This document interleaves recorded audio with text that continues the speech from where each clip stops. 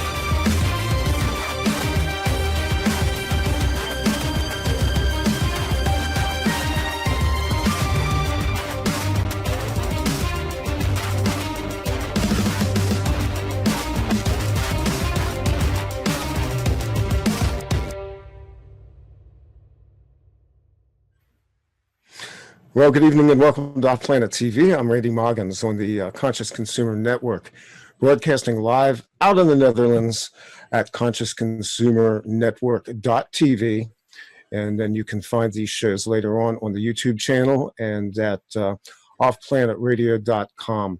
We are in interesting times indeed. And I got to say something about the show last week with Jim Conda Jr. because some people got the sense that maybe I was actually supporting Donald Trump. I'm not supporting Donald Trump. I'm not supporting anybody. There's nobody running for president, by the way. All of these guys are just actors. But the point of that show last week, and we got a lot of good comments on the show, was that we broke out some constructive thoughts about the electoral process, about the dark side of America, and how everything in this country, and frankly even globally, has been hijacked, and what we can begin to do about it. And tonight's show will, in some ways, probably dogleg into that. Oops, bad term, dogleg. No, don't want to do that. Anyway, we're gonna go sort of into the light side and dark side as well tonight. Part of what I've been talking about for nearly a decade is the thinning of the veil. The boundaries between dimensions and worlds and the concepts of reality that we all thought we understood so well. And as this wake-up call rolls out, as people's consciousness kind of gets spurred, there's an awareness, and the awareness is of both darkness and light. The contrast of a world that we live in is one of the potential for a technological miracle on the planet. Mankind has evolved technologically while at the same time we have digressed spiritually and morally on this planet. And as a result of that, the battles that we face now are in the spiritual realms. And they have to do with everything around us, our technology, our medicine, our media, our entertainment system. Everything around us has been hijacked by this cabal. And the cabal is powered by something very dark. It has been here for tens of thousands of years. And part of our job now in waking up and becoming light workers is to lay this beast down and take this planet back for good and light. With me tonight is my guest, Tere Joyce. And as you're going to find out over the next hour, she is qualified to speak on a number of issues that are germane to all of this.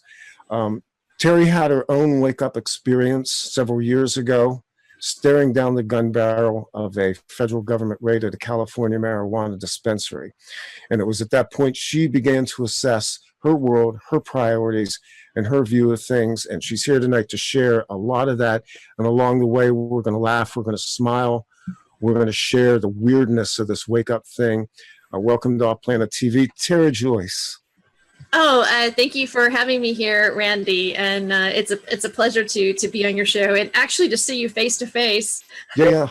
What a difference, when you see people like, oh my God. Yeah, well, it can be scary, but we'll deal with that. How you doing, girl? No, how you doing? You're okay. I'm doing well. I'm doing well.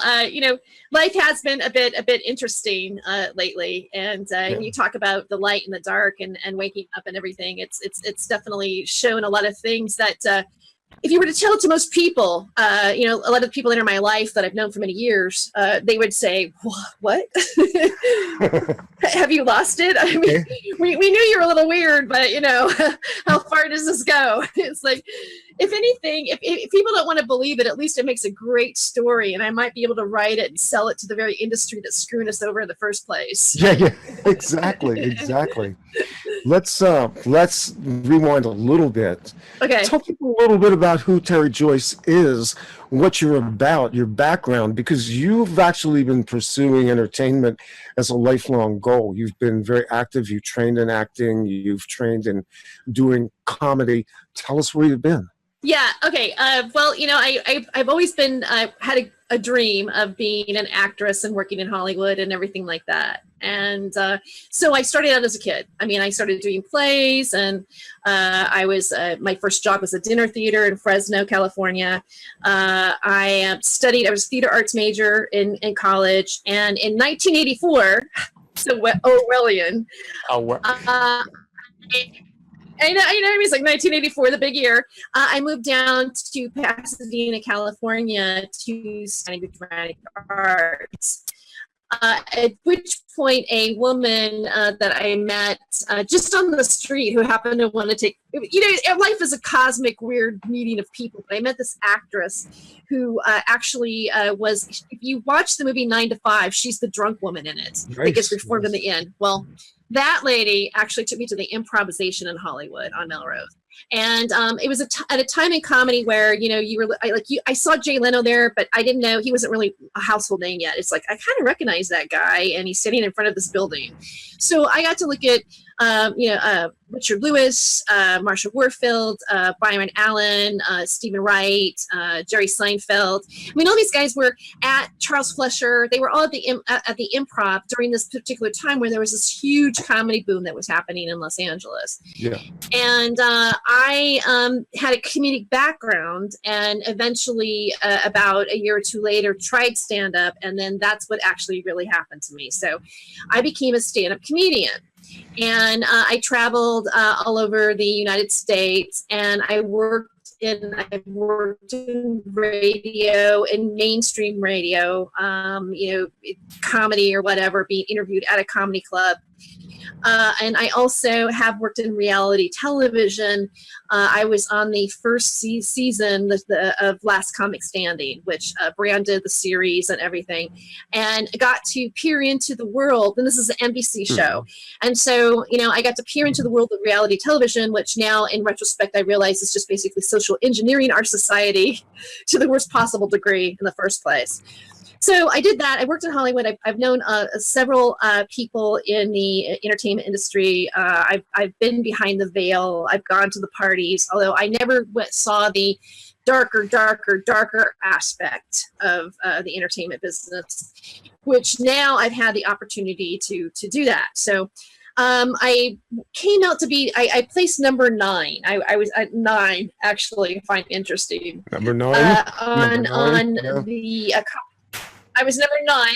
I lost at number 9, but I did 6 episodes out of the 9 that were made. And then I came back for a second season, which was first season to get second season. So I got a lot of airplay. I mean, there was a time where, I would be at the airport and someone would yell at my name, and so, or a car would stop on the road and go, "Hey, are you that girl in that show?" And I go, "Yeah, it's me," and then I move on. I mean, there was that brush of having that kind of, recognition factor for a while, which in a sense I think now has maybe gotten me in trouble because being in that world and also being part of their objective, which is again a lot of controlling our society and how we think, etc. When your creativity is used to be part of the machine, and then you step out of the machine and you go to the internet and you go, "Oh, but wait a second, I want to talk about now what's really going on in the world." And what did happen to me, which was the transition, was that I did get in a raid at a medical marijuana dispensary. I was doing a show about cannabis, but I didn't really want it to be a show about cannabis, but it was a comedy show and I didn't really understand what was going on. But as I was doing it, I learned a lot about it. And yeah, I was in this raid, at which point I had kind of a spiritual awakening where somewhere in my soul I said, how did it get this bad? Something's not right here.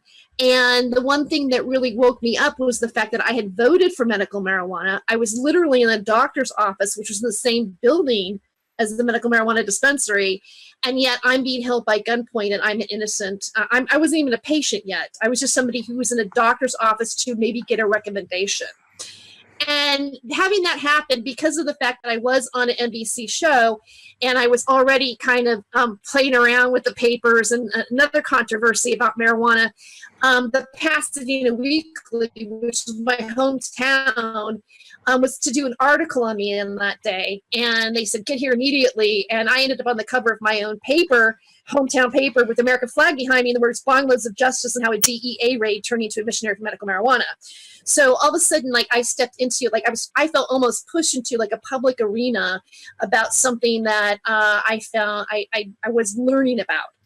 Then I, had another spiritual awakening, and again, yes, pot brownies were involved, and I saw the plant. First of all, it's like my head popped off, and I heard like my masters or other things going on, and I was like, okay, what's happening now? And then I was shown that none of it was really an accident. It was kind of like this is it. This is what I incarnated for something like this. It's like you came here to work. You didn't come here to be a star. It's not a spectator sport. Like there's something way bigger than Hollywood happening here. Yeah. And I saw that the cannabis plant was an answer to a lot of the problems that we have, like really basically for the survival of us and the planet itself. And this is a very big issue. And so I started there. And then when you start to peel that onion and you see where it's all connected to, like who made the plant illegal? Oh, the Rockefellers, the DuPonts, the JP Morgans, et cetera, et cetera. And then you see the pharmaceutical company thing.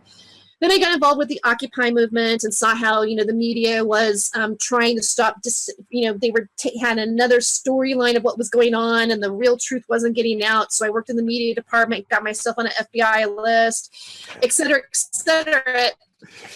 Now I started working. Then I started doing radio, internet radio about cannabis plant, and then I hopped over to the truth media.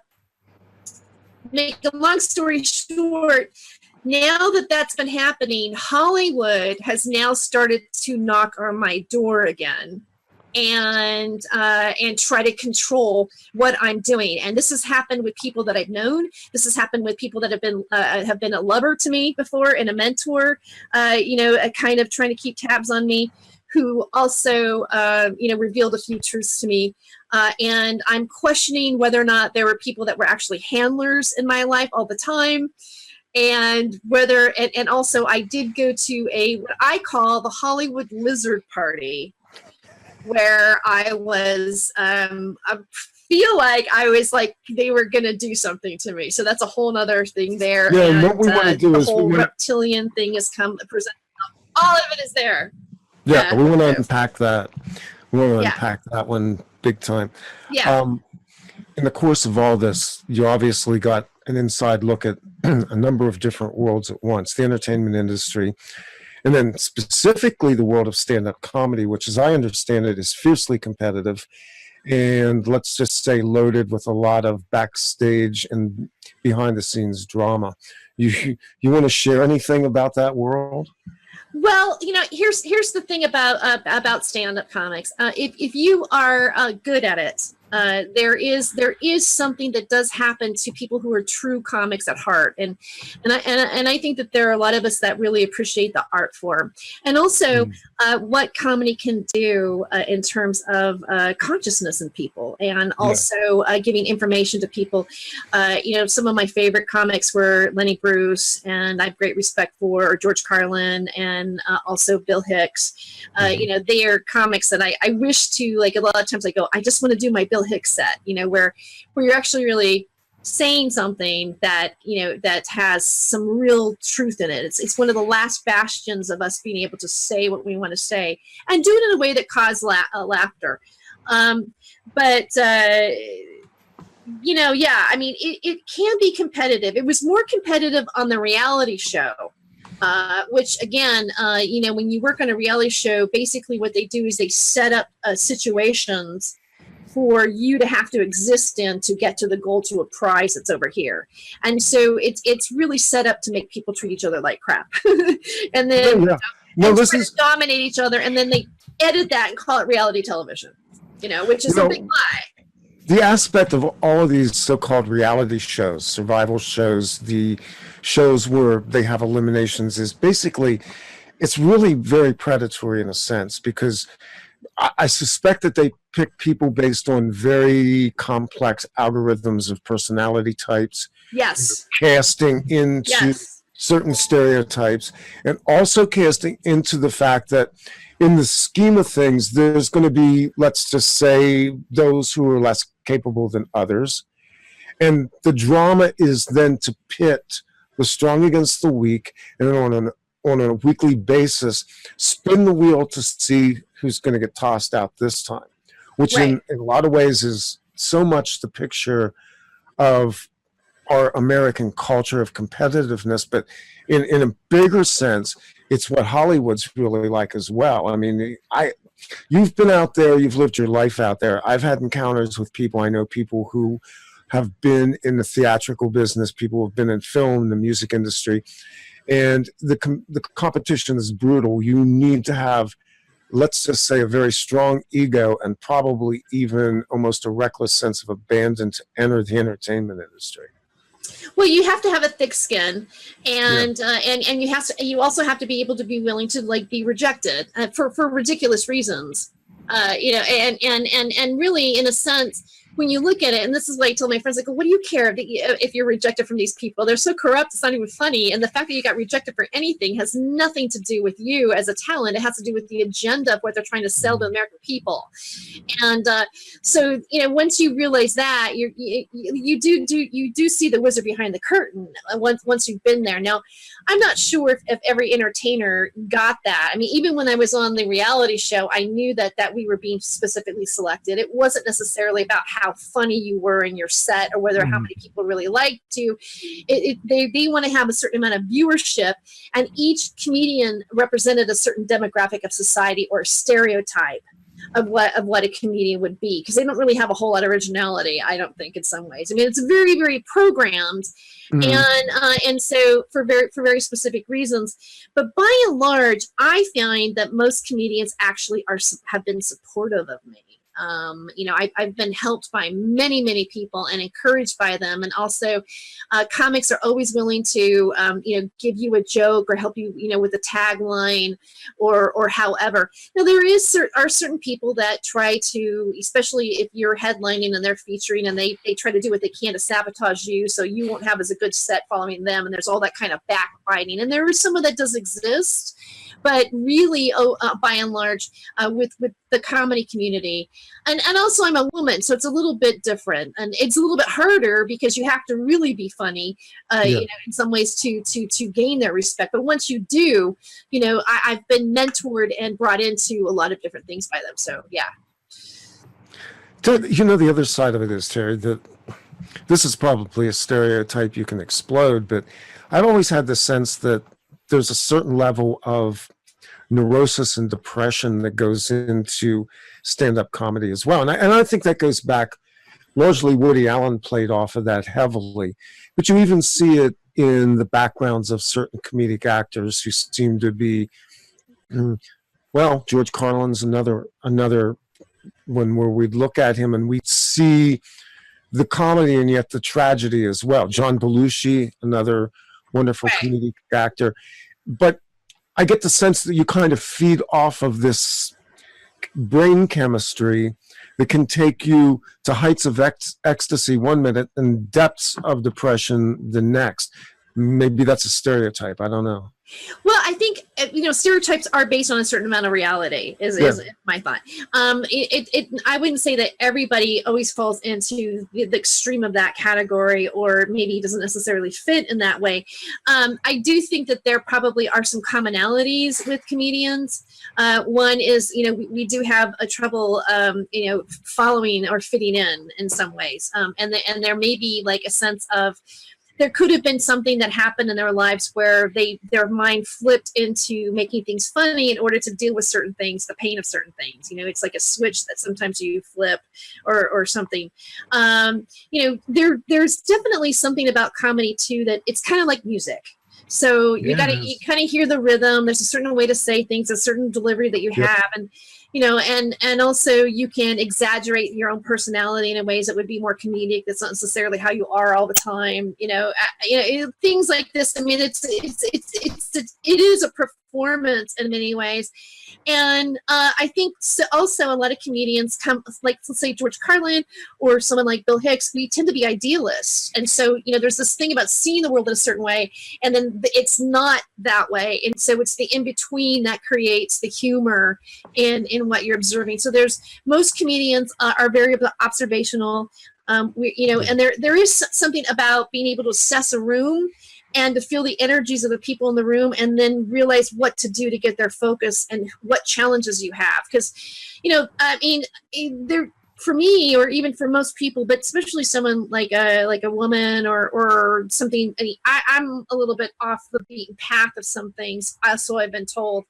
And so, you know, if I go outside and I see like a bunch of like really straight-laced people, you know, wearing, you know, sweaters and all conservative, you know, San Marine Valley, you know, and I come up and I go, nah, nah, nah, they're like, oh, we don't know what to make of this. And so you have to acquiesce your life to their life by keying into what's going to make you relatable to them. And that takes practice. Because I have had that, you know, I have had those shows where you're just like, that was, I know tomorrow will be better. but that's part of being a comedian, and that's part of the excitement, because you're not really sure what's going to happen. So instead of like, I'm too afraid to jump out of a plane and high dive, but, you know, I'm willing to have public humiliation as a possibility at the risk of, but, you know, when you do make people laugh, it is a great feeling, and it's like riding a wave. You know, when you're connecting and it's all working, and you're in that groove. There's nothing like it. There's nothing like it. There's no other feeling like it. That's all I gotta say on that. It's fun. It's definitely fun. In a lot of ways, you're going on stage. You have obviously some part of your routine, or maybe all of it, kind of worked out, but you're pulling out of the room and out of your own consciousness at that particular time spins and nuances, and even throwing things in. The best do this. They're like good DJs. They know when to throw in that track that's going to light the room up. And I've seen it with stand-up comedians numerous times, where you can tell they've read the room. You can tell they got the vibe, and then they'll work the audience. And it's like any audience, on a good night, you're going to hit the high note and you're going to ride right over top with them. And on a bad night, it's going to be like rim shots. Boom. You know, just. Or, you know, it's kind of like, well, they're quiet, or, you know, it's like pulling teeth. You know, it's a lot. It's not as easy. I mean, there's some nights where they're right there and they're right in sync with you, and then you just go. And then there's technical things that happen. You know, sometimes, you know, the waitress drops, you know, a bunch of drinks, and then you got to, and it's invariably at the time where, because, you know, if you are doing a setup and you're getting to the punchline, if they hit it like right when you're about to do the midway to the punchline, it's like you can't really recover the joke on that. So you like make a joke about that, and you have to be able to flip, you know, and when you're first starting out, all those things, you know, can throw you off, you know, make you want to cry in the back room, in the green room when you're done. I remember, like, I was in Indianapolis, I would be crying, and they go, "There's no crying in comedy," you know. I'd be like, but you know, I have a lot of respect for it. I mean, I feel that I've evolved in my attitude towards it, and now I look at it, you know, if I'm doing a radio show or however, and I want to I work on interjecting humor. I hope some people find it funny here and there, but you know, it's more, to me, it's a powerful communication skill to be able to bring new ideas and humor and healing and laughter and things like that. So I kind of look at it differently than I need to get my own sitcom and work on in Illuminati television. Yeah. But at the same time, isn't it interesting? Don't careful there. I'm trying to cover up. You know, I realize I have a cup with a Starbucks symbol. It was a nice recovery. I know how horrible that is. As long as you don't see the nose spray on the camera, you're good. It's like I'm drinking vision of a satanic cup, and I'm realizing that while I'm on the air. I'm like, oh my God, there's the fish goddess. It's okay, really. We're casual here. Okay, We're very casual. you know. We smoke, we drink stuff, we pass gas. Yeah, but we do Starbucks, that's the ultimate evil. Yeah. Is it really? Is Well, it? I mean, You know. I've heard about that. It's the fish goddess and et cetera, et cetera. Yeah, just all that. Their Christmas cups were inappropriate. The red, yeah. Really, it's just a vanity. I mean, Starbucks is a vanity. It's a $5 cup of coffee with a shot for another $6.50. And I always get the regular drip. I'm cheap. They're like, here comes the cheap girl. Yeah. Well, it's not only that, but it's annoying standing there watching people order their coffee, and it's like, well, I want a latte and I want it skinny and put a twist on top of it, and I want some sprinkles, and give me a shot, and then ice it, and you're going, can't you just fucking order a cup of coffee and be done with it? Right. You want to strangle these people. Yeah. And that's their whole world, and they have to have it that way. It's. I know that really. You know what it is. Starbucks to me epitomizes this whole me culture. It's like for that 3.5, 4 minutes that you're standing there scratching your ass, ordering a cup of coffee, somebody cares about what you want. You're special. But you can't get that. You can't get a Four Agreements a CD and have a spiritual CD while you go there. No. Well, I mean, I'm not saying that it is or isn't. I'm not saying that I think the Four Agreements is spiritual, but they do have that. They have that quasi. You can order music, and it's it's consumer culture, and it's emblematic of kind of where we're at now. We used to go into a diner and get a cup of coffee for 50 cents or a quarter. And it was diner coffee, and it was fine. The truck drivers ran on it religiously. And all of a sudden, now we have coffee, and it's like, what, $5-6.50 for a cup of coffee? And you're going, so what changed? Because frankly, I go to Starbucks. Now, it's not the best coffee in the world. No, and I'm slamming Starbucks here. I mean, the first couple times I drank it, and I remember this drinking it. I'm going, that smells like cat piss to me. And it's kind of offensive, but really coffee to me is something that's almost like spiritual, and that doesn't cut it. So now we've slammed Starbucks, and great. But whatever. Whatever. We can do that. Right. But it is part of this whole cultural thing that we've been immersed into, where everything's so consumerized now. Well, I'm sorry. Well, when you go, I'm just thinking about Starbucks. Speaking of though, that maybe they should be talked about because there's a placard now when you go over to get your cream, whatever. It says that there's cancer-causing properties in the coffee, and as well as how some of the baked goods are made or something. And I'm like, I have a cancer, well, thank you for putting it right where my cream is, so I could, after I've already purchased it, that the coffee that I'm going to drink, I'm at risk of cancer getting. What is that in a sense? That's a spin off from the medical commercials. You watch the pharmaceutical commercials on TV. This is for you here in the U.S. I don't know what it's like in Europe. Hopefully in Europe you banned these ads or never had them. The pharmaceutical ad is nice fluffy background music. Nice soft focus shot comes in, and they begin to talk about, well, you've got bladder cancer, you've got erectile dysfunction, you've got pancreatitis, you've got postnasal drip, whatever it is, and then they zoom into the product, and it's got some exotic made up name by a Madison Avenue guy, and the rest of the commercial is 45 seconds in very staccato, rapid fire motion telling you all of the horrible things that are going to happen to you when you take this medicine. And you look at it and you go, really? You're going to buy this? You're going to go to ask your doctor. Right. Ask your doctor. If it's okay to have your head explode. But, this is right for you. And you're going, well, of course it's not right for me. It's going to kill me. Which is more reason to know about the cannabis plant and other types of herbs. That good segue. Go for it. Healing ourselves. Yeah. Yeah. It's humorous. I don't know how many people I know that have diseases worse than the actual disease that they were treating with the drug in the first place. I'm one of them. Really? I was left with a stripped intestinal tract as a result of antibiotics that they gave me for an infection. I wound up having to have intravenous antibiotics. I had a very severe life-threatening infection. It required surgery. And the side effect to that was that it stripped my intestinal tract. So my listeners have been so good to me. I hear this all the time, guys. It's gotten a lot better. I'm working on it. It's just that this is a side effect when you do big pharma medicine. In some cases, the cure actually is worse than what was wrong with you.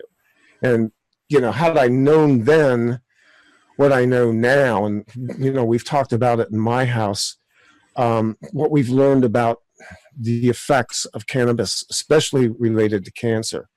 We honestly think we could have saved our mothers, both of whom died of cancer. And now we've got the ability, because the formularies have come online and we have these new forms of cannabis that we can take, the oils, and being able to ingest cannabis, and the new chemistry / alchemy that's going on in the medical marijuana industry, where now we have the ability to really start saving lives, and we're seeing it. We're seeing people who are getting turned around. Talk a little bit about your experience with that. Well, I've interviewed several people. They've gone into remission from using cannabis, and also patients that had COPD and how they've had relief from that. People that have had skin cancers, liver cancer. There's a lot of testimony. Crohn's disease, a young boy with Crohn's disease that now is pretty much in remission, and he did go through hell with pharmaceuticals. And he's only 15, so that kind of makes him sort of interesting because he's so young using it, and a lot of people get excited about that. And so the testimonies are endless with it. And I've also dabbled into other oils, other essential oils, what they can do, herbs, natural healing, meditation, different Reiki, just looking into different modalities of healing than what our pharmaceutical companies have done. So yeah, lots of testimony for it. It's interesting to bring that up because it is a holistic approach. And cannabis doesn't stand out there alone. As you pointed out, the essential oils, something as seemingly, well, not nebulous, but out there as meditation. Mm-hmm. I think people who have never meditated, and I've done it on and off since I was a teenager, and in recent years very regularly, don't understand what happens to the body when you begin to work it, when you begin to use your breath, when you begin to modulate your brain waves, when you take yourself into a place that's actually your inner place. It's actually who you really are when you go what I call deep inside. And then using that in concert with more earth-based modalities. The whole aspect of the big pharma industry for me, Tere, has been it removes us from our nature, because they've compounded all of these hideous drugs. Just watch any drug commercial, they'll tell you right up front, they're very level about this, that we lost connection with the earth. We lost connection with shamanism and herbalism and all these essential things that got demonized. I don't know if you know this. John D. Rockefeller, who set up the medical schools in the early part of the 20th century, even as he was building allopathic medicine, was being treated by a naturopathic medicine practitioner.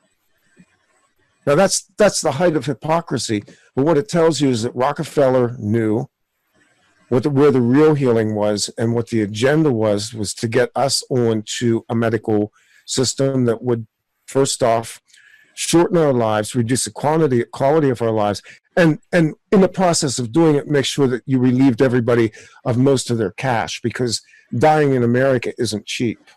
Right. Yeah. I agree with you. That's what I realized through this journey is that is exactly what has been going on.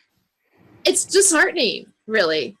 because when you have people talking about it, coming out and saying this is happening to me, but they're slow in the medical research from their end.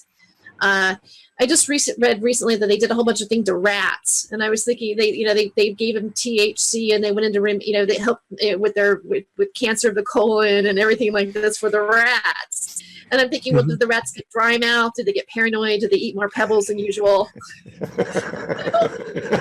did they have laughing fits? I mean, it's like really, do you have to do this to rats? We've already been doing it to people. Yeah, the sudden unexplained desire to go listen to In-A-Gadda-Da-Vida or something. Right? Yeah, it's like so with their eyes bloodshot. Yeah. But, seriously, and maybe not so seriously, on one level, even just the recreational cannabis industry, which I think gets a bad rap, mainly that's kind of left over from the 60s. And then, of course, this classic 70s stoner era that I came out of. Mm-hmm. But what's not to like about something that's harmless to you biologically, relatively speaking? I mean, if you're smoking it, yes, you have a minor risk there with your lungs, but something that for a few hours relaxes you, gives you a healthy appetite, gives you an outlook. For many people, it's a creative impulse. I mean, when I was growing up, that was when I liked to play music. There was nothing better than zipping up a joint and then pulling the guitars out and writing and things like that. These are creative aspects that get unlocked because we detach for a while from our rational left brain functions. We go right brain, we go cerebral, and we kind of discover another side of ourselves that's trained out of us. The whole thing about this is that this was all about performance in society. It was about decoupling us from the right brain creative impulses to mainstream us into a left brain culture that made us productive for the man's world. And as a result of that, that's how we wind up with this mechanistic culture, this militant culture, and a culture that loves to denigrate the creative light side of us. Yes, I agree. I agree with you on that. And cannabis can, and it does open up the creative aspect. I've used it for those reasons sometimes. I've even gone into, it's probably unethical, but I've gone into a dispensary and I said, I need to do some writing. What can you yeah. We'll help with that. And I also feel that I've had more of a, it's helped me with my spirituality. It's helped me with my own awakening too. And I think that there's several plants that can be useful that way. For people. And if you go back into history, the shamans used plants, including cannabis and many other, I've even heard mushrooms. They didn't want to let the common man know about it, the rest of the tribe, because if they took it, they would have those insights too, and then the shaman wouldn't be the shaman anymore. So there was kind of a hoarding of who got to use it, who did it, and what it did for the person. And that's true. That's a part of our real history about those kind of plants. So, and Terrence McKenna, he talks about mushrooms and all kinds of other things as well. And I've loved his lectures. And actually, Bill Hicks, the evolution of man through these ethogens are part of the routine. He's actually influenced by Terrence McKenna and his material. So, find that interesting. Well, it's interesting, and it is part of this spiritual consciousness. I mean, this has been rolling out for 40 years or so, since the 60s. And there were negative sides to that as well. I mean, I remember watching people who had bad acid trips and watching people do, horrible things because they were using methamphetamine and things like that. I don't advocate the use of those drugs. And quite honestly, anybody that's going to use entheogens, you need to be aware of what you're doing. I'm not so sure at this point I want to do ayahuasca. I've never done it. But the more I've thought about it, I don't think I need it. And I also have concerns, much like LSD, which I did once. You kind of rips holes in you, and so you have to be careful about this stuff. That's not to say you shouldn't do it. It's a personal decision, but you go in fully apprised of the risks of using these things on the quote, recreational level. I don't consider it recreational. Some of this is inner journey stuff. And certainly for me, like the peyote and the mushrooms were like that. Mushrooms for me are like, that's like a holy sacrament. Mm-hmm. Yeah. No, I'm with you on it, and I do agree that there might be some things that aren't good to use, and the ripping of the hole and everything. When you talked about LSD, of course, obviously, we know that LSD came out of the military-industrial complex, and it was used in all kinds of experiments and things like this, and so it was dropped into our culture. Yeah, it was. It muddied everything up. It muddied the cannabis. It made and of course it made cannabis on a Schedule I drug with it out of the 60s, because the people who were like protesting against the Vietnam War were the very people that were smoking cannabis and using LSD. And then you can go into how, even go into the lie of how the music was created to actually create this kind of movement on the backside out of Laurel Canyon, which I've been reading about that too as well. And I find that all fascinating to think that even that had an influence by the people that are pulling the strings in the first place. And we got to give the tip of the hat here to the late Dave McGowan, because Dave really broke that stuff out years ago. Sadly, he's not with us anymore, but that work, that's a shocker when you realize it. I've dug really deep into the background of, the Beatles and things like that, and come to realize that, we were set up. Yeah. But on the same token, they may have started the ball running, but they opened up something else. And this needs to be said about the cabal right now, because I've been saying this for years. You guys opened the can on a whole bunch of shit that you can't control anymore. And now, as a result of that, a lot of us have woken up, and a lot of us have started to peer into things that you didn't want us to look into, all as a result of your little mind game experiments. The most dangerous people on the planet right now to the establishment are the people they screwed with the most. I know, because I've talked to them. I know who they are. They're people that came out of government programs like My Labs and MK Ultra and Monarch and all these other experimental programs. And what happened was, once they got their memories back, once they managed to glue back together their psyche, they're dangerous people to the establishment now, and we're gonna harness that power. And I really think that the big lesson with all of this is this culture creation bullshit is backfiring on them, mainly because they can't control the consciousness wave that's now hitting. That's people exciting. Like that's getting people like me, yeah. Yeah, well, that's great, and that's giving them notice too. They've been warned, right? Because they want to screw with us. That's fine, but you don't control the spirituality of humanity anymore. That's been unpacked. Yeah. Well, I mean, hearing you say this gives me hope and the realization of it, because a lot of times you look out there and it doesn't feel that way. I know. Sometimes that you're talking on deaf ears, and really we can't compare the deaf ears to when we walk out our door, we read our neighbors on the street. I mean, they might respond or whatever, but I guess it's really doing these kind of shows where somebody's going to listen to it or find it on YouTube and go, wait a second, let me research some more about what they're talking about. And kind of pique their mind, because I know that I was that person, and I still am that person. I get people send me YouTube videos, or I find something else, and there's a whole other pith load of information that comes out, and I'm like, oh my, and so it adds another aspect to the puzzle of everything. But yeah, it is, as they say, in the Bible, like we not the battle is not of flesh and blood, but no, it's not. It's on a whole nother level. And that scripture passage kept coming up to me during the past few months, and realizing just where that level is too is yeah. Say, why don't we take like a break here? We're almost halfway through the show already. Oh. And when we come back on the other side of this thing, what we're going to do is we're going to go into your experiences of the last few months, and the dark side of Hollywood, and the evil things that lurk behind the scene in the shadows of Hollywood. We'll do all that when we come back on the other side of Off Planet TV. We'll be back in about 6 minutes. Great.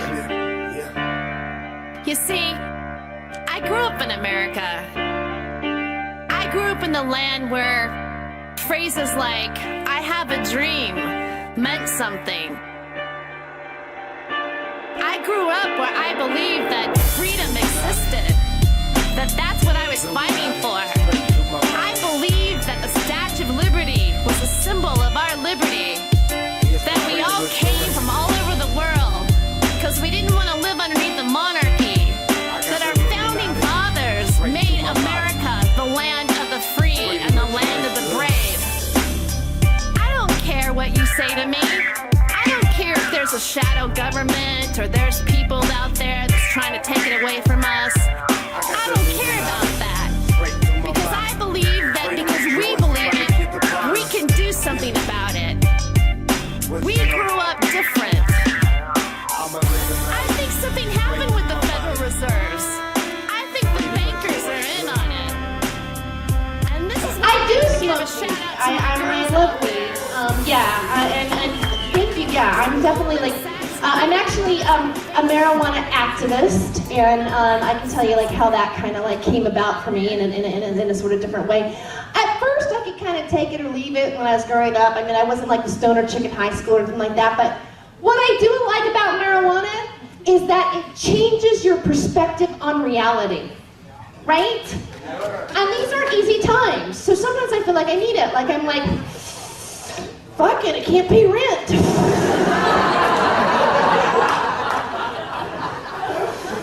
Universe will give it to me, right? You know, and I started to think about it, like no one's ever died from smoking marijuana, ever. In the history of mankind, nobody's ever died from smoking marijuana. I always want to know why. Why is that at least? That makes me want to just go out and smoke it just blatantly. It's illegal? I'm not dying from it. More. Oh, I'm so high, I'm still alive. Ha ha ha ha, you know? I'm still here. that's right. Oh, and now I see the bullshit exists in the world. Do you know that don't there have like been that. acts of terrorism for Right. the promise of 72 virgins? How does that work? Why would somebody do something like that just because they want to have virgins? And this is the afterlife. What happens when that person's done all those 72 virgins? Then you just have 72 women calling you up going, why haven't you called me? I'm pregnant. What do you mean it's not yours? You're the only one. We can take our power back. We can fight the corporations. We can make our own market. We can stop driving cars that have oil in it. We can stop fracking. We can stop being ruled by a monarchy. This is America, damn it, and I'm taking it back. I'm back. Yeah, with second half of Off Planet TV. Wow, it's sometimes we do shows and they're serious, and sometimes we do shows and they're serious. But we're serious tonight, but we're being sort of light about it. Yeah. My guest is Tere Joyce. Her website is freedomofjoyce.net. It's on the screen down there somewhere. And Tere, you also host a radio show. You have a lot of projects going. Talk about your projects a little bit. What you're working on, where you're at. Okay. Well, the main thing is that I have a radio show 3 times a week on American Freedom Radio, and that's at AmericanFreedomRadio.com. That's Tuesday, Wednesday, Thursdays, 3 to 5 p.m. Pacific time, and that's my primary thing that I have going on right now. I have done some live streaming, on different projects and things, and I do some video work and stuff like that. But right now, and I'm also on the Time for Hemp network. I'm on the Time for Hemp network on Tuesdays and Thursdays, and iHeartRadio. So I'm covering the cannabis issue over there. I do stand up still here and there. I'm actually working on wanting to do a one woman show with the same title, Freedom of Joyce, and to be able to talk about the things I'm talking about on Freedom of Joyce and to people like us. And so I'm planning on doing a show and live streaming it for people to see it on the internet. So yeah, that's my next venture as well. Yeah, the internet's really giving people like you a chance to break out and not be slaves to Hollywood. Yeah. We, you know, just that's what I was saying earlier in the show tonight. You know, we really do. We have opportunities here right now. We have a window that we can kind of walk through to do this type of media. What Conscious Consumer Network has done in building a live streaming video network, for instance. And so, you know, to the listeners out there, I would just say this: you need to support this media. I won't preach about it. I'll just say, you know, support CCN, support Tere Joyce, support me. And that means a lot of different things. Sometimes it's even just, you know, upvoting our videos, liking us on Facebook, doing things like that. Social media props help as well. But we do have this opportunity now because the Hollywood machine, the history of Hollywood, I don't know how much you've dug into this history of Hollywood. I've been doing my digging. Yeah. What you find out is that it looks to me like certain elites early on of certain, well, shall we say, persuasions were set up to build an industry. The early film industry was actually in New Jersey, New York, New Jersey area. And Thomas Edison, of course, was, well, he was a prime mover at that point because he invented motion pictures. But Hollywood and its history, if you go back and look at it, real early on, there's dark shit going on, you know, and I'm thinking back even now, some of the murder mysteries that occurred. If you go look up, here's something, listeners, you can look up. Go look up Fatty Arbuckle and find out about him. You begin to find out that Satanism and various dark spiritual forces infiltrated Hollywood very early. It infiltrated it both in terms of the people themselves and even the subject matter. Hollywood is kind of the test media for what we would accept in being put in front of our eyes, bearing in mind, of course, too, that this media, unlike previous media, which was basically photography, radio at that point, we didn't quite yet have television, placed the power of moving frames in front of our eyes. And the science that went into that and the psychology that went into it of being able to induce hypnotic states, which then went into advertising and going into subliminal programming using imagery. All of this was programmatically being designed to get to where we are today, because now we have these great big IMAX theaters, immersive entertainment, surround sound, full immersion, and we're basically giving our minds over to people who are masters at controlling them.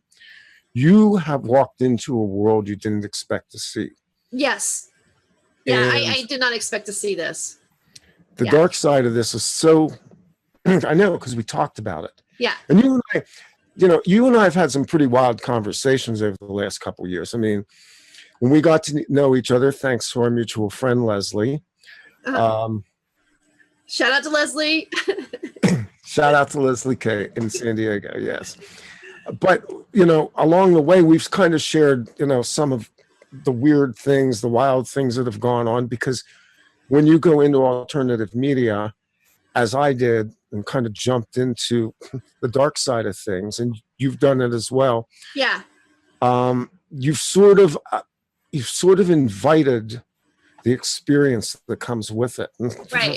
I think for all of us, frankly, we invited that early in our lives, because what I found out doing this show for many years was that most of us had contacts with things that we didn't understand, experiences we didn't understand, and people in our lives that didn't make a lot of sense.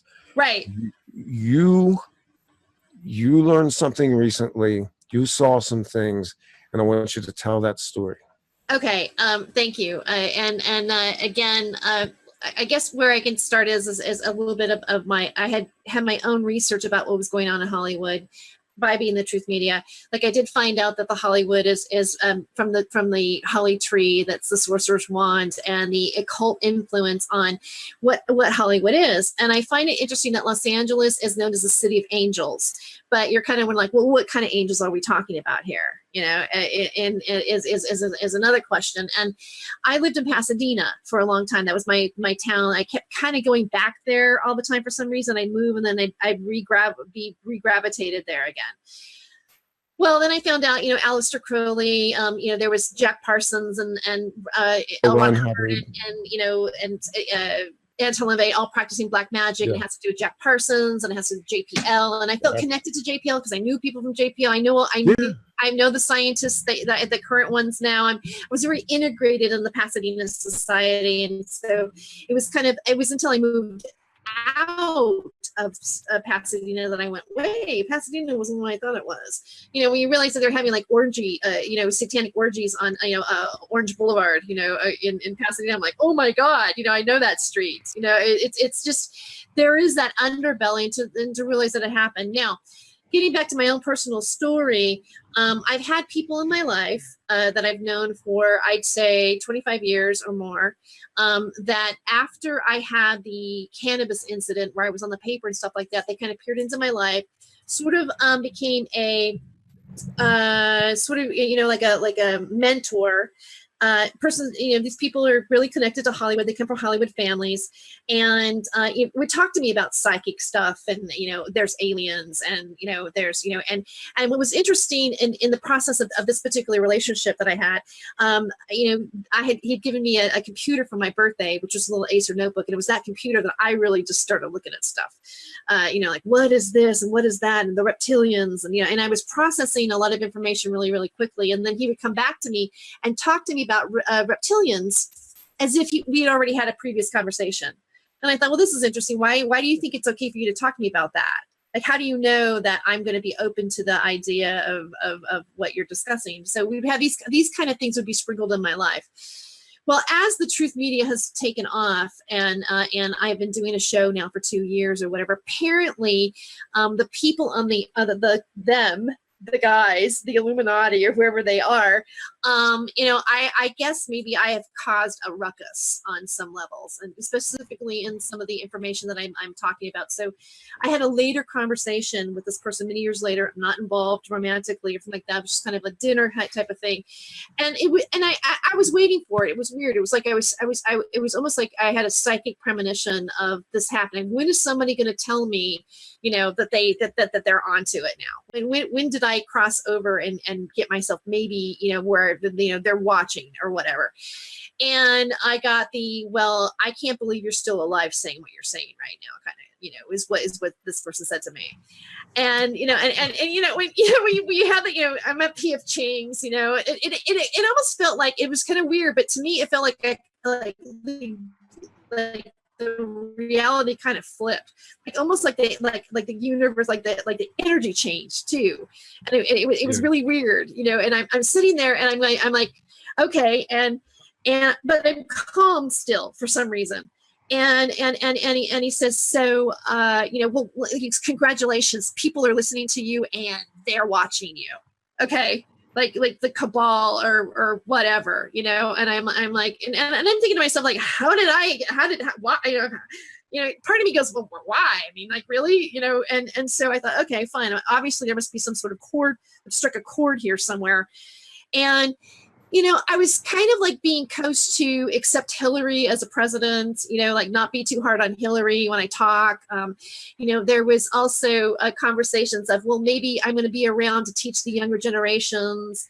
We had an Anunnaki conversation, you know, because I guess like one of the recent alien movies, the recent one talks about how the Anunnaki created the human race and stuff like this. And so, and I was like, yeah. And then this person that I've known for a really long time basically admitted to me that he goes, and by the way, I'm reptilian, and I'm not the only one that you slept with. And I was just like, I don't mean to make a joke about about it, but I'm like, how many reptilians have I been with? Oh my God, it's like I'm such a whore, And so, and I'm thinking like, oh, who else is he talking about? That was like the part. I'm sorry I admitted it that way, but it's like, hey, we were involved. I was like, wow, I've been sleeping with not only are reptilians real, I've been having sex with them. This is terrible news.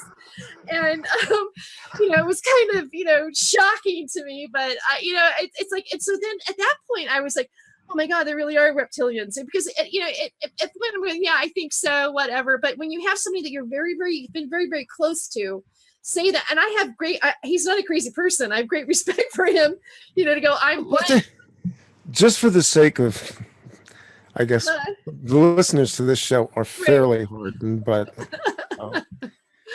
oops.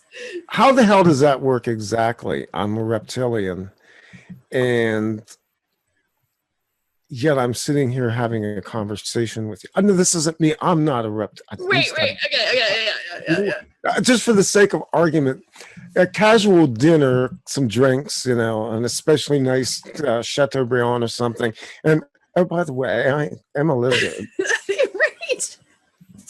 And then, yeah. And he said something to me. Okay, this is, and I also have, this struck me in my heart. I have to think about this. But then I began to wonder, maybe this is a setup too. But it was like, he says, I know what you're talking. Don't blow the pilot light out. Don't not have compassion still. Like, don't, like, in a sense, like, if you hate us just like we're doing to you, then you are just like us. So it's almost like you have to step up beyond that and go, yeah, this is a fact.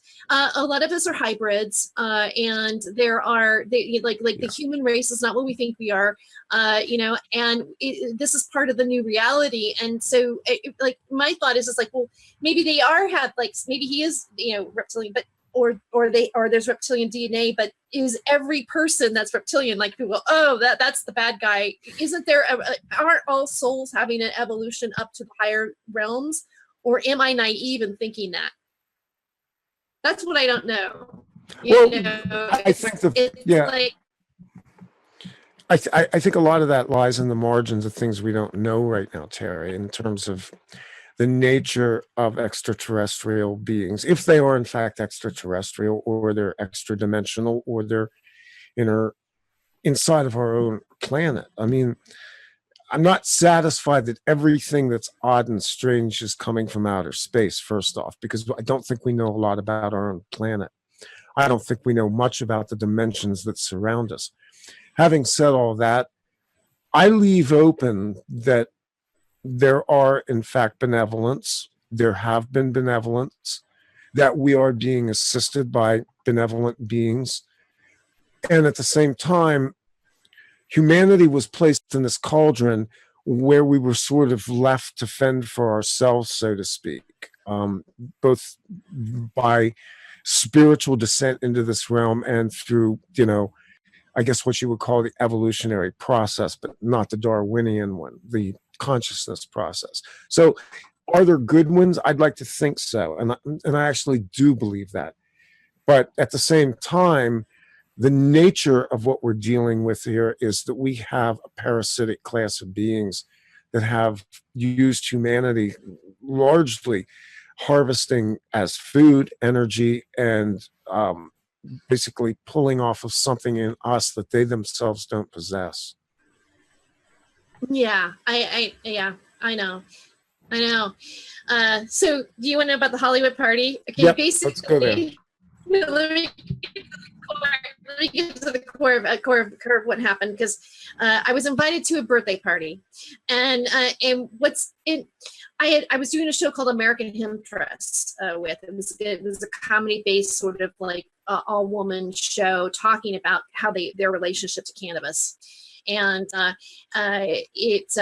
and the person that I was doing this with, and I'm just going to make this little connection here, because it does pertain to my life personally as well as something else that's going on.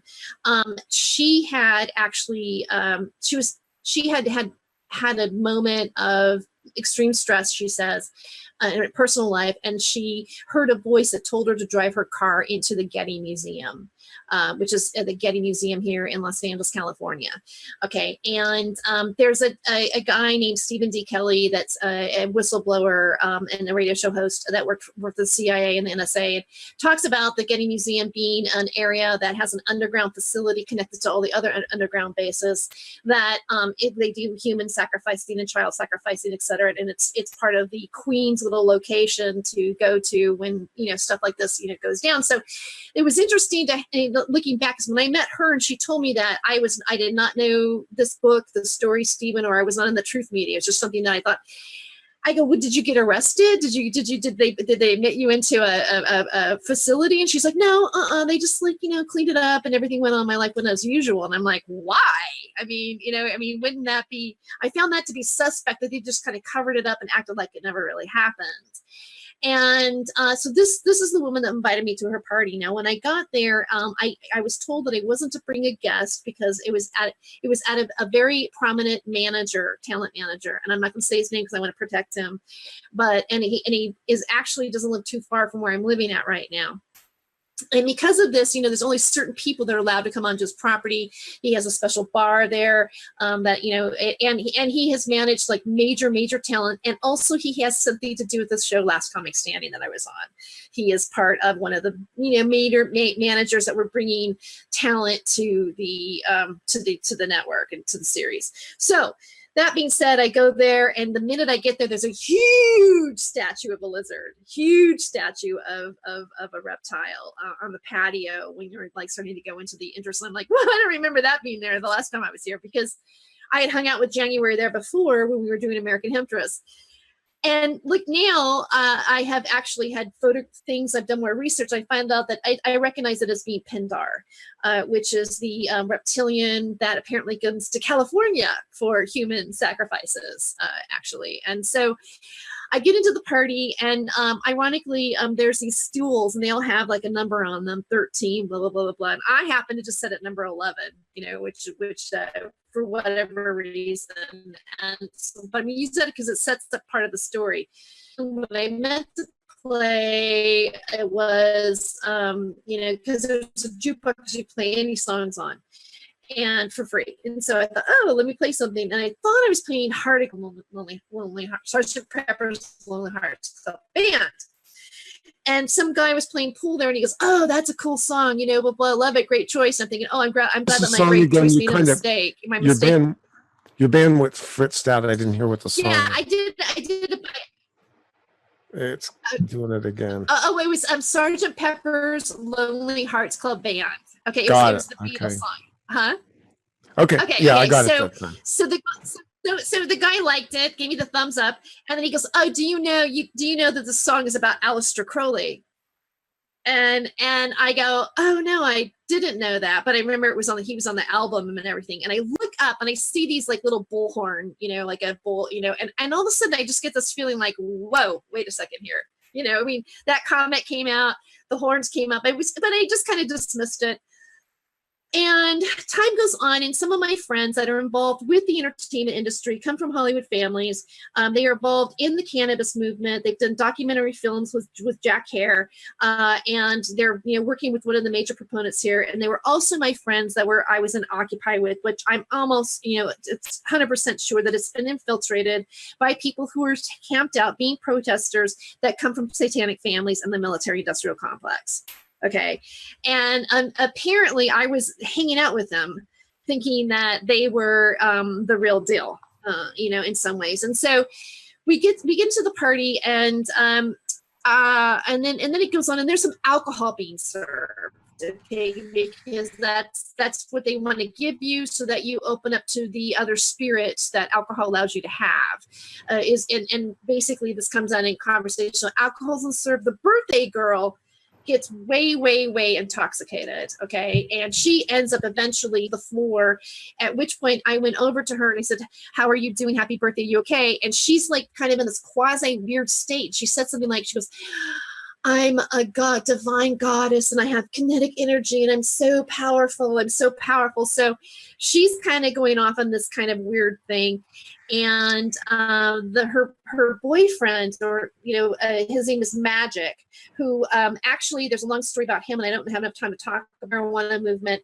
He has a character where he has a marijuana head leaf, and he has done sketches of himself as a cartoon. He's a cartoon character too, with the Eye of Horus on the cannabis plant, in which I had, not understanding everything, had an aversion to the image and questioned him on that. And I said, why do you have the eye? Why is this on the cannabis plant? And they go, oh, his dad is a Mason. And I'm like, oh, well, who cares? It's still not the right thing. So he comes, that's his little basis. But I have pictures of him where he actually looks like he's shapeshifting, to be really honest with you. So things go on. Another girl comes into the mix. She's from the Hollywood family that it was occupying the marijuana filmmakers like that. We start hanging out, and we start talking, and she's having a conversation with me. There's another girl that starts talking to me about how she had an abortion, and how because she was able to kill a life, it gave her the power of what she thought that God was, which is basically a satanic, thought process. But she's having this conversation with me, and I'm like, oh, okay. And I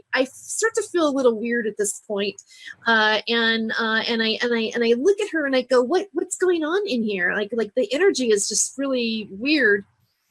And again, even Melissa, oops, I said her name. She actually said, at one point, oh, did you feel that? And I go, what, you mean the change in energy? She goes, yeah. She was like, that doesn't happen every day. It doesn't. And she's like making a big deal about it. I'm like, whatever. And so basically, I get really uncomfortable, and I look at the other lady and I say, it's really, the energy is really weird in here. And she goes, well, what do you think's going on? She goes, the alcohol's been certain. She goes, the demons have been unleashed, and people are facing their demons right now. And at this point, I was just like, I gotta get some air. I can't breathe right now. I just all of a sudden, I wanted to just bolt out of that building as fast as I could. And I ran outside, and Melissa, the filmmaker, followed me out there. She follows me out there to the patio, and there's the big, lizard statue. And she goes, and she goes, oh, she goes, do you want me with you? Do you not want me with you? Should I leave or whatever? And I said, no, I was really scared. I was like, no. I just think maybe it's better that you're with me. And I go, there's some really bad energy in that room. And she goes, well, what do you think you're at? She goes, you're at a lizard party. She goes, look at the statue. This is a room. This is Reptilians. And I said, I go, okay, well, you know what? I go, I'm gonna go home now. I'm gonna go home now. And she looked at me and she goes, oh, so do you think that you're just gonna go back in your car? You think you're just gonna go back in your car and you're gonna drive home like business like usual? And I didn't care for the way she was talking to me. I'm like, I almost felt like she was like, no, you're not going home, and you're gonna come back to this party, and you're gonna do what we already planned for you. Your life is screwed, was kind of like how I was interpreting, I was feeling. And I go, no, and I was really kind of caught in between I was outside of the house a little bit, and she's like, well, come back in here. She goes, we don't want the neighbors to be alerted about what's, going on, et cetera, et cetera. And I'm still kind of like on the fence of wanting to go home, but stay there. And then she kept going, hey, well, at least come over here to this patio area. There's this foosball thing going on. Like, I want to follow her outside to someplace else in the dark, and have a conversation. And she's like, well, you've got to come in, and you've got to take these photos of the birthday cake and the birthday and everything else, because you're the only, I can't do it. My cell phone's not working right.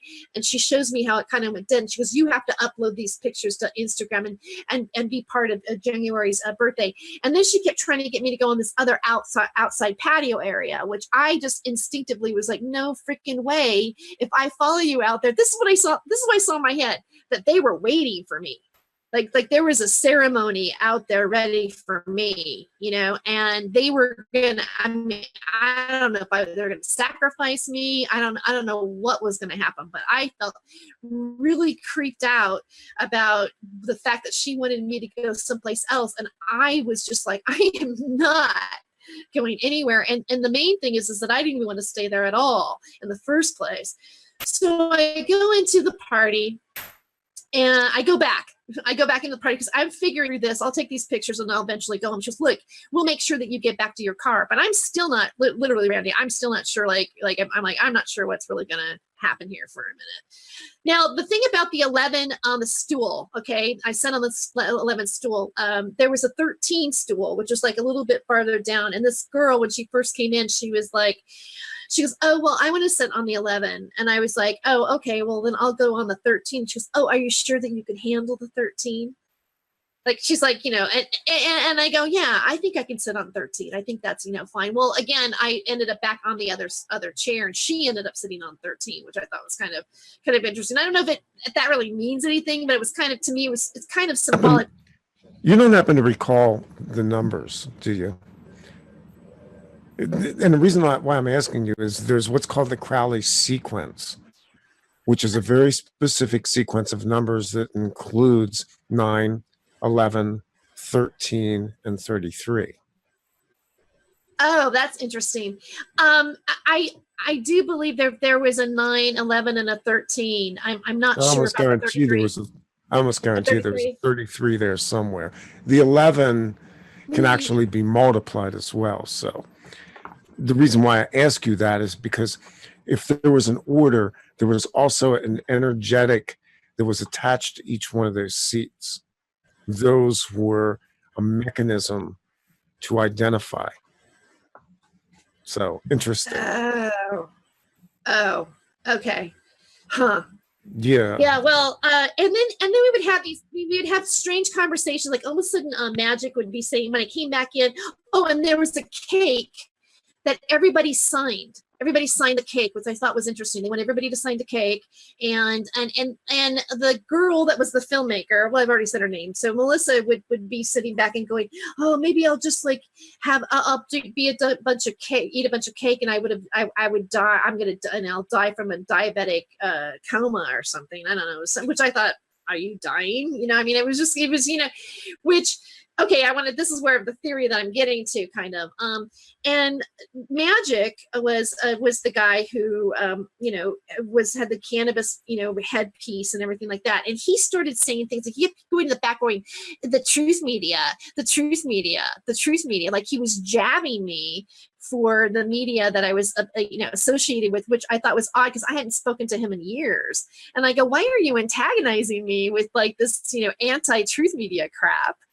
And then Melissa would go, oh, freedom of choice is just everywhere. What's up with that? You know, it is if there was kind of this sort of like weird envy, but then she was trying to do a show with me. We should do some episodes together, blank, blank, blank, blank, blank. You know, because I felt like there was this, you know, dangle of we want to do an American Hemptress show with you so that we can also use it for the to perpetuate our ballot, our petition that we want to get on the ballot. So there's all these, they're always wanting to use you for their purposes, right? And so I felt like they were just in this haphazard, weird way trying to make these sort of deals with me, which I'm thinking, well, as if, well, we, you know, this cannabis is a big issue, and you know, basically the fact that I've been talking about it the way I have on the internet for as much time, I guess is like it needs to be incorporated in some way or controlled in some way. It was kind of the feeling that I got. And you know, having, and believe me, if you have a good search engine optimization on the internet, and you're talking about a certain thing in a certain way, apparently that does have a lot of clout, and it's not like the internet goes away, because you know your material stays up, and it can be found from all kinds of different areas. So it's being run amok, and it's not necessarily. I'm definitely not presenting cannabis the way the mainstream media is. As a matter of fact, I abhor it, and I point a finger at it, and I go, look what they're doing over here, trying to integrate this over here. And so I think that has probably some of the reason why they're all coming out of the woodwork. Now, these are people that I had trusted for a really long time as having the heart of, you know, causes for the greater good of people. And then I began to realize that there's something strange about them, and they're practicing and they're acting in a kind of an occult way. Well, Magic is behind the bar, and he's pointing around looking at some of us that are sitting there, and he goes, okay, so, well, I know I'm different, and you're different, and you're different, and you're different. You know, you come from where you're at, you can do what you do, whatever. So I know you're real, and you know I'm real. And I'm like, okay, where's this going to? And then he goes, and by the way, I'm schizophrenic. And I'm like, what? It's just like really bizarre conversations going on. But I kind of like felt like he was pointing me out, like almost as if saying, like, you're not really human either. So obviously you're something, and you're not saying what you are, but I know that you are it. So you could just be quiet, so I know you're you. By the way, I'm schizophrenic, I mean, it kind of had that sort of, feeling to it, whether we're talking about, I mean, because I think there's some of us, and some of it has to do with,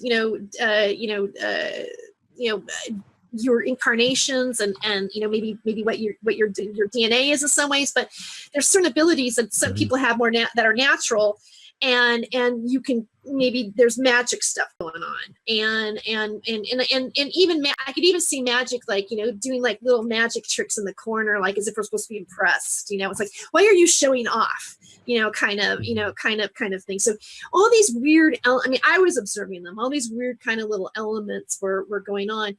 And but I'm still creeped out, and literally I almost wondered if that cake was really for me, and that the intention was like, we are celebrating you, but we're transferring your energy into one of us, or something's going to be happening where you're going to be eliminated too. I just felt that way. There was this other man that kept coming around me, and it's like he knew me. But because I think he must be like I don't know, he's kind of like a security guard or whatever, on the premises. And he would, and I go, it's really weird in here. And he goes, yeah. Well, sometimes it's like that. Sometimes it happens that way. They check you out or whatever. He's kind of like saying these kind of things, and it really did feel like there was like as if there was a sync or a shift in the actual reality, almost like as if I was in a parallel reality that was juxtaposed to another reality.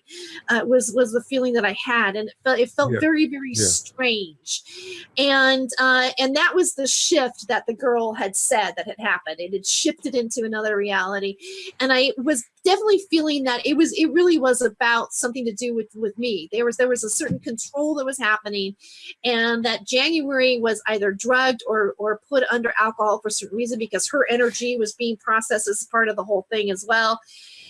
And when we went to leave, and this is the tip off that I really thought was like, okay, yeah, was that there was another person who was driving me to my car. And he also said, when we got out to the patio, he goes, hey, have you seen that foosball thing around the courtyard? It's really freaking cool. We should go, you should go over there and take a look at it.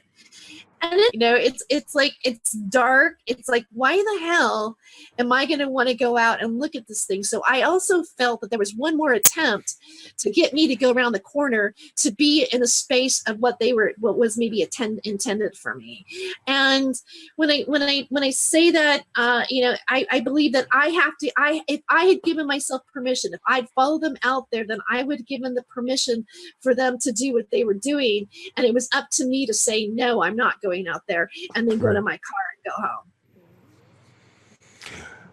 That actually is one of the great lessons to all of this, even in paranormal encounters, is being aware of your surroundings and understanding levels of permission. Most people don't realize they have the ability to back out of these situations in some way. And unfortunately, the deeper in you go, the more dangerous it gets until it escalates. It sounds to me like you had a good awareness, even though you were very surprised by what happened. When you say the atmosphere shifted, and don't worry about the clock right now, we're just going to talk here. Okay. When you say the atmosphere shifted, tell me a little bit about what you observed and what you felt, because this is important for people to hear. Well, getting there anyway. I mean, like the minute I got there, I kind of had a feeling that something was up because I saw the statue and whatever. But when it shifted, it at first I didn't really pay attention to it. I mean, I I was in the middle of a conversation. So I was aware that something had kind of done. I hadn't really identified it because sometimes I get really one-tracked. And a lot of times I feel energy shift anyways, just because, okay. I didn't realize that it was to the level that it was. And so it was Melissa that pointed it out to me. And she was like, ooh, and like for other people to hear too, like everybody else would have been involved, or people around. Did you feel that? Did you feel the energy shift? You know? And then when I said, yeah, and I was sort of blasé about it, she goes, oh, like, you know, like that happens every day. Yeah, Tere Joyce, act like it's like no big deal. Ha ha ha ha. And what I could say is that it just kind of, it's like I could see more. You know what I mean? It's like when she goes, oh, the demons are here. It's almost like I could see it out of my peripheral vision. You know, it felt not necessarily. Maybe it got colder a little bit. You know, even when I went outside, I was cold. I started shivering. And it was kind of like you can kind of feel it in your back. It's just like everything just feels like you're just in sync with something different. And it's and that's just the only thing that's the only way that I can describe it. Yeah. And it felt I wanted to get that from you. Yeah. I felt unsafe. Like I felt that there was something that I had a real urgency to get away from that area, from them. And I don't normally feel that way about people. I mean, I really had a strong, like, I really just want to be home with my cat. And I want to wake up the next morning. Sure, life's not perfect, but whatever. It's, you know, I don't want to walk down this path. And it's interesting to see what they did afterwards. I had, you know, phone calls that were, you know, hey, Tere, you know, like, as everything's really cool. Hey, it's up, you know. And also just recently she did call me again to try to get this comedy show going. And I go, all right, I'm thinking, well, you know, maybe I'll see, just to test her.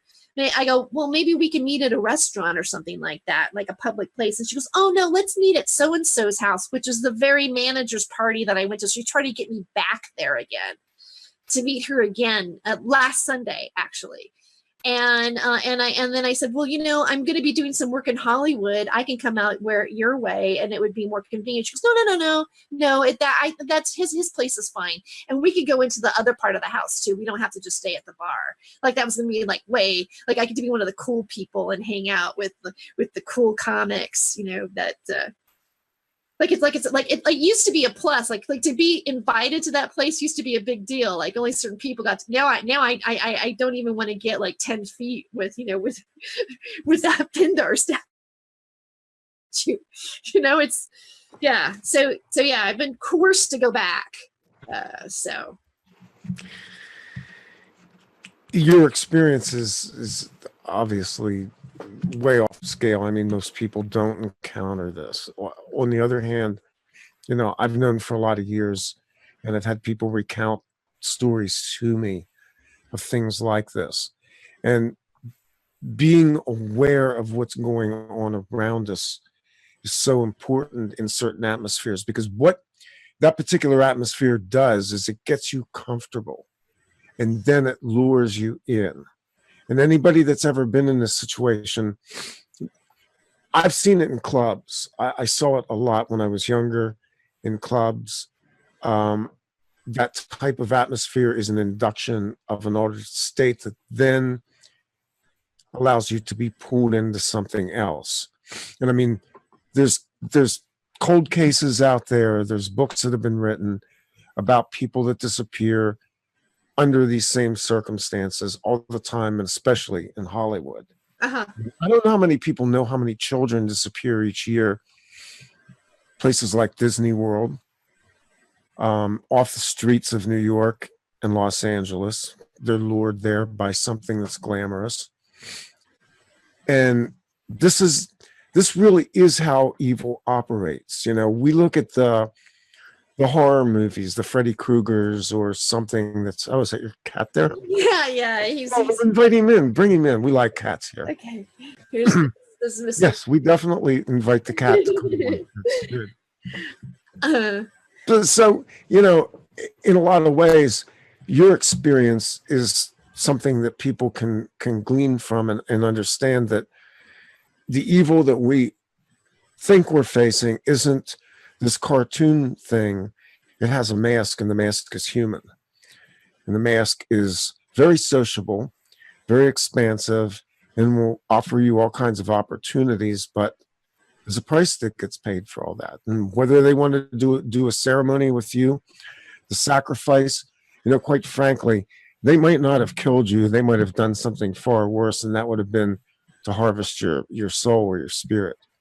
And, that's the serious consequences of the kind of world that we live in at high levels of Satanism, which is really what this is. I mean, the reptilian aspect to it is creepy, but at the end of the day, it's just Satanism, and Hollywood has lived off of that for decades now. Yeah, they have, and it was definitely an eye-opening situation. And now I'm at the point where who wants to go back to work for them? I mean, how could you do that? I mean, I don't, and I don't. I'm discerning who's who in my life. A lot of them showed themselves.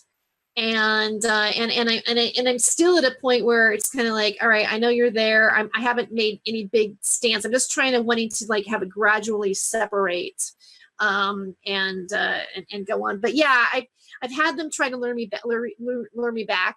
It's not the first time that I've had this happen with people. I've had other people say some strange things and want to work with me. And then I'd say, well, what is it that you want me to do? And they'll show these names that are, people that are buried in the Hollywood Forever cemetery next to a Masonic temple, and say, well, these people names, Gaddy names in there. I mean, famous old stars want to walk the green carpet again. And I'm like, what? Like they're gonna come into me and do that? Is that what you're presenting to me? Because that's just weird. But they did, and they do, and I think that they have been, and that is what happens. They do want to either possess you or hijack you, or at least if they're not going to kill you, then you're not going to be you anymore either. Well, we talked earlier about the level of permission of giving your consent for all of this. Careers are built on that, and there is a sacrificial level to it. As you know, there's an expiration date on the contracts. The famous movie that was made with Ralph Macchio years ago, Crossroads, based on the Robert Johnson story. The fables about, and these are not fables, the deaths of rock musicians at the age of 27. Mm-hmm. Again, the Crossroads contract, the trifecta of nines.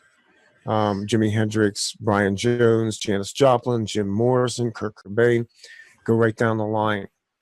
These are not coincidences. They're too numerically significant.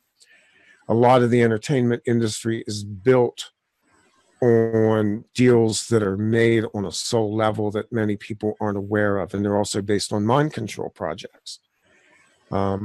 Certainly what we know now about what's going on in Hollywood, we know that there were projects being run that were grooming people to step into show business. And by the way, we can go longer, and as long as you're good with sure, yeah, I'm good. I'm like, and my kitty's probably going to come on my lap, but he actually does a lot of of shows with me. The cat's great. No, we love cats here. I do too. Yeah. Well, one thing too is I learned too is that cats don't hang around demons. That's right. That's right. They're smarter. I had a question. They go, "Were there any cats there?" And I go, "No." And they go, "Okay." Yeah. Why is it that they always portray witches with cats? Right. Not that witches are. That's another separate issue too. Right. Yeah. I know people that practice Wiccan, and that's a separate issue as well. But we blend it all out because Hollywood made gigantic fortunes out of selling us all this stuff and convoluting our sense of evil. I mean, that's probably the greatest thing is how they blurred the lines so that we can't discern evil and understand that evil comes sometimes in the forms of beautiful women, alluring drugs, large mansions, large fortunes, and things that we are induced into liking. And, that's the trap. The alternative media, let's turn that page for a minute. Uh-huh. The alternative media obviously is now matured to the point where, it has become that as well. And I know that you've seen some of the insights into that. I'm not looking for you to dish or name names, but I'm Yes, kind I of have. I'm kind of at the place right now, and I've known this for probably about 4 years, that a lot of what's passed off now as alternative media is intelligence operations, people that are employed by military assets, and people who have an agenda to hijack the alternative media away from telling the truth into contorting it into something that's, again, moving people in a certain scripted manner. You and I talked a little bit privately about what happened and what has been going on up in Oregon, the occupation of the Wildlife Center, obviously the shooting of Lavoy Finicum, and what I suspect was that you've confirmed as well, that was an infiltrated, perhaps even staged movement. Do feel that is highly a possibility. I have a connection to that whole all of that, because I had interviewed Ryan Payne, who's one of the main militia guys that's arrested now for it. And when I first joined a particular network, I was very new to it and kind of naive. I go, nobody else wanted to interview the militia, and I said, okay, I'll do it. And I was interested in what they did as it was pertaining to the Second Amendment.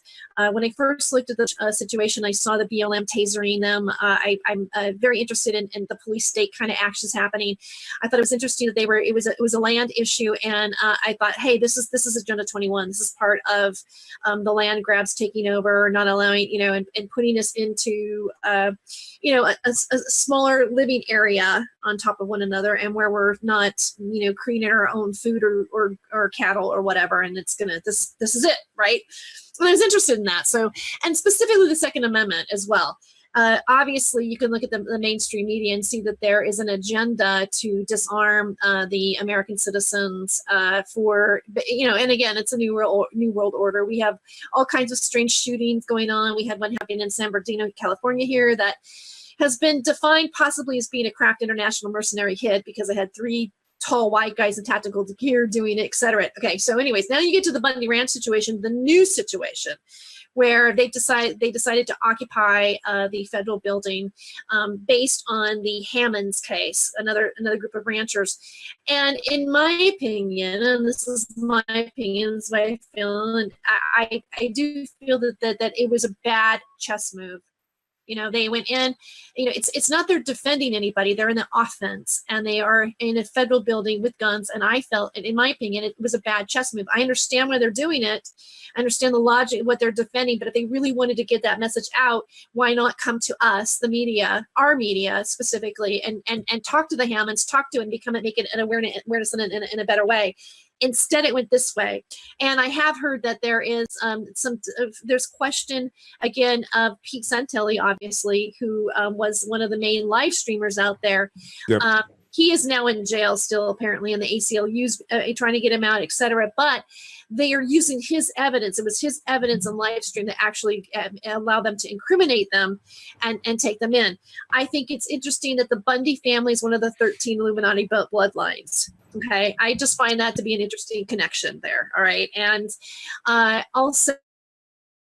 So it's almost like if the mainstream media took this for fodder like crazy to basically go along with the agenda of the Second Amendment, etc. It's not helping us in any way, shape, or form. Nobody is able to see what the real issues are specific, but that they're about. Now we have extremist domestic terrorism on this country. It falls right into the Patriot Act, and it also falls into the EU global police force being here in the 7 strong cities that they're here specifically to fight terrorism, domestic and foreign, on the American soil. So I think just in that sense, it's questionable. There's also questions that maybe Ryan Payne was also PSYOP or COINTELPRO.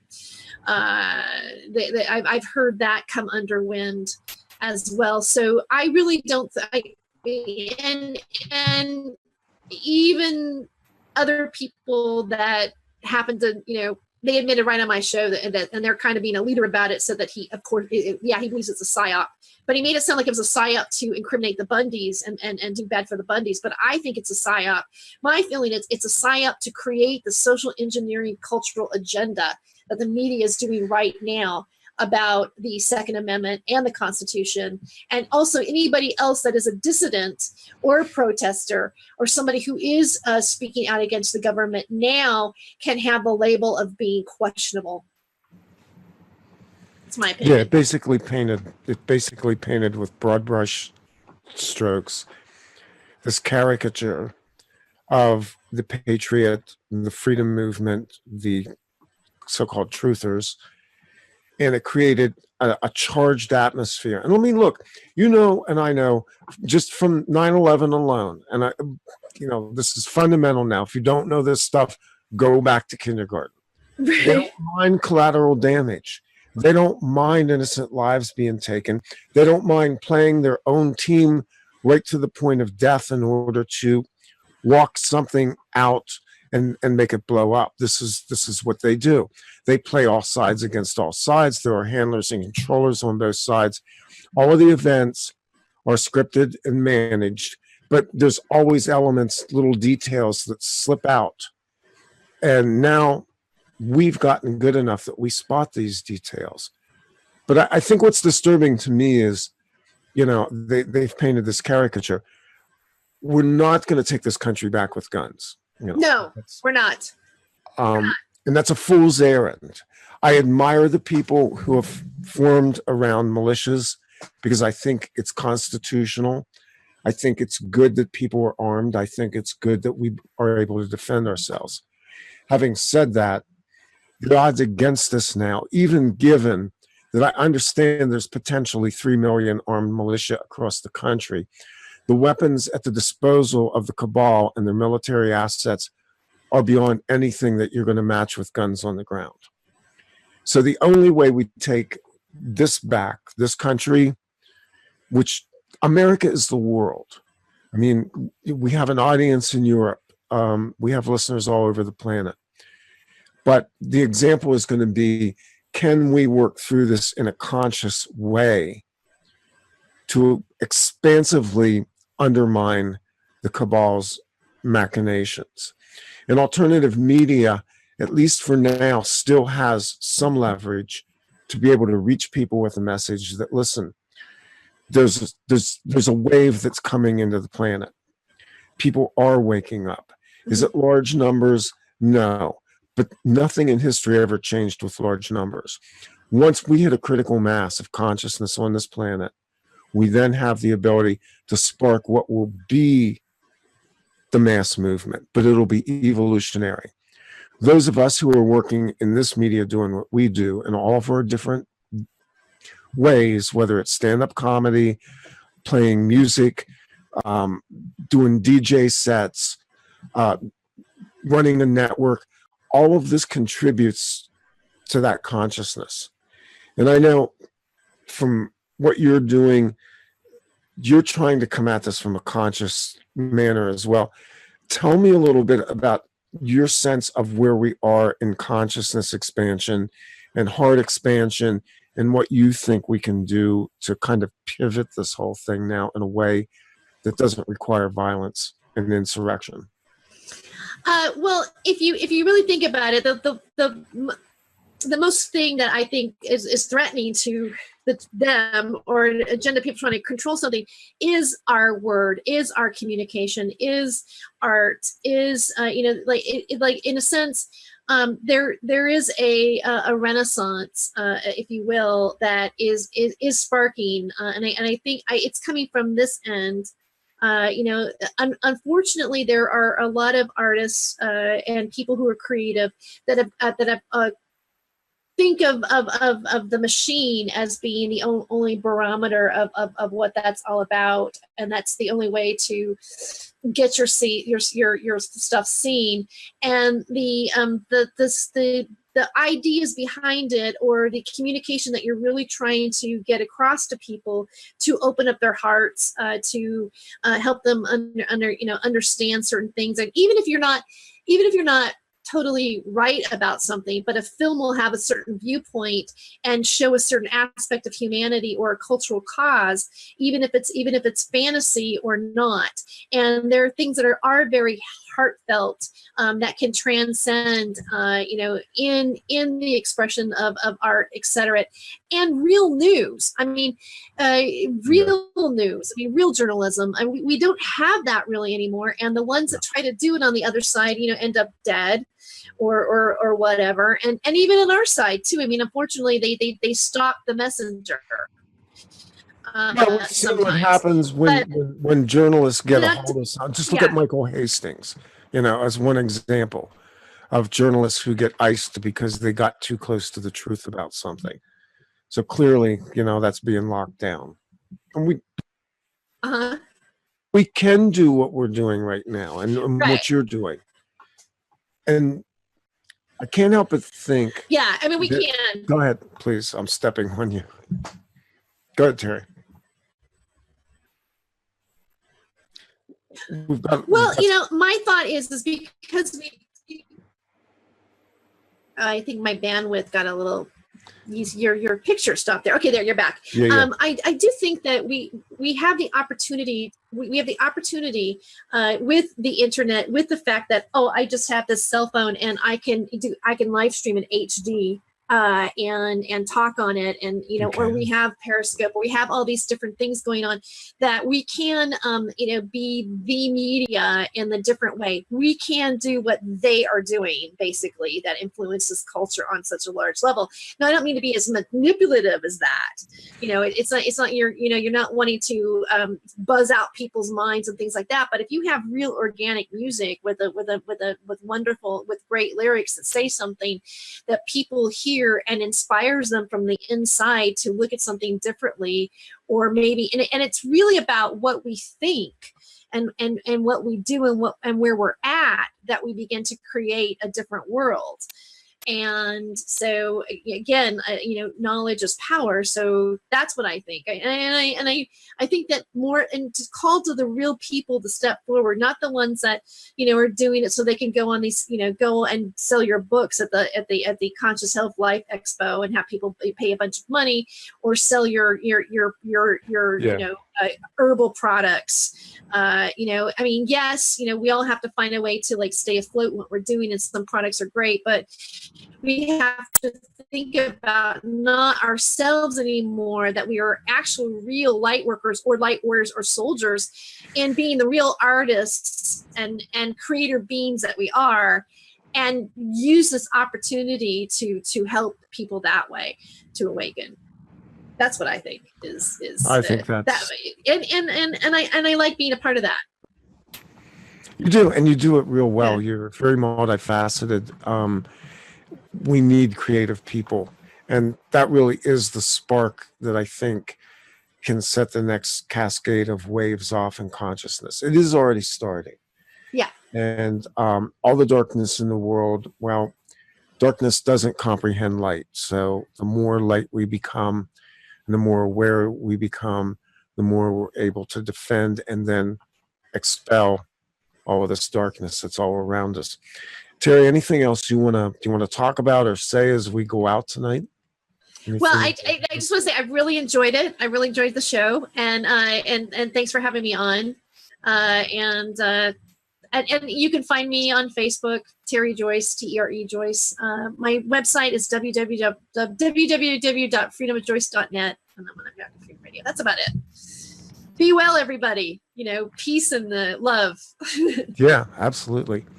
And peace and love to you out there in Lizard Land. Take care of yourself, Terry. Stay on the line. We'll talk a minute when we go off. Okay. That's going to wrap it up for tonight. Bandwidth throttling and all of the things that went on. We got through the show and we got the message out. It's the end of February. We'll see what March brings. Keep your heads up out there. Be aware of what's going on around you. Keep your sixth sense lit up. And the truth is out there. It's inside you. We'll all find it soon. This is OffPlanet TV. I'm Randy Montes. Good night.